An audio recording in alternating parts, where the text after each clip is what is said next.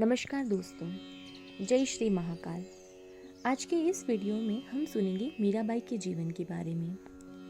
मीराबाई भगवान श्री कृष्ण की एक महान भक्त थी, जिन्हें राजस्थान की राधा भी कहा जाता है। मीराबाई एक अच्छी गायिका, कवि व संत भी थी।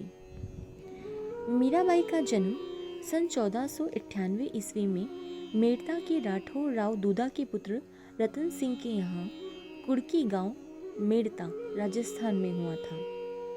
मीरा के पिता रतन सिंह राठौर एक जागीरदार थे तथा माता वीर कुमारी थी।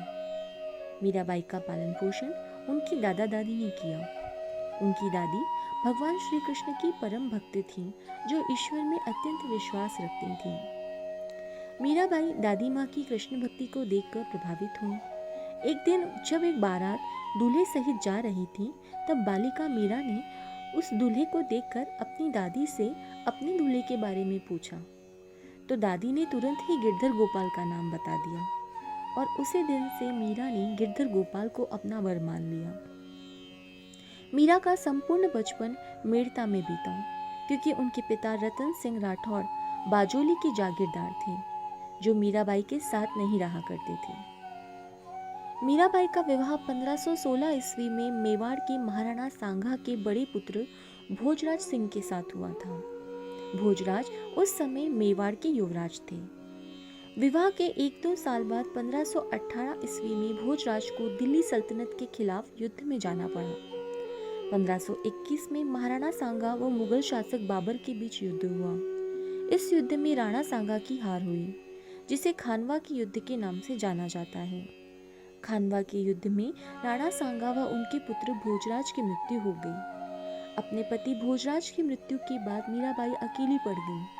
पति के शहीद होने के बाद वह भगवान श्री कृष्ण की भक्ति में डूब गई। मीराबाई का साधु संतों के साथ उठना बैठना व भजन गाने का कार्य उनके देवर विक्रम सिंह को पसंद नहीं था।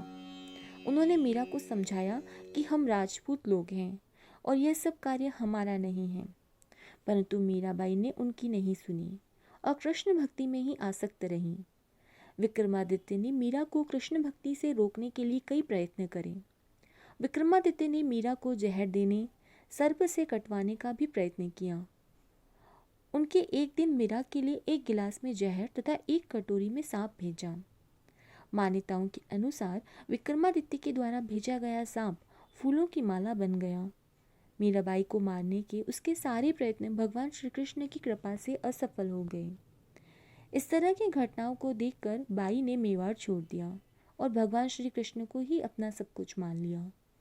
उन्होंने अपना शेष जीवन कृष्ण भक्ति में बिताया। कभी कभी तो मीराबाई बिना कुछ खाए पिए ही घंटों घंटों तक भगवान श्री कृष्ण की भक्ति में लीन रहती। मीराबाई ने कृष्ण भक्ति में आसक्त कई रचनाएं करी, जैसे राग गोविंद, गीत गोविंद, नरसिंह जी का मायरा, मीरा पद्मावली, राग सोरठा, गोविंदी टीका। मीराबाई की पदावलियाँ बहुत प्रसिद्ध रही हैं। मीराबाई की भक्ति कांता भाव की भक्ति रही है।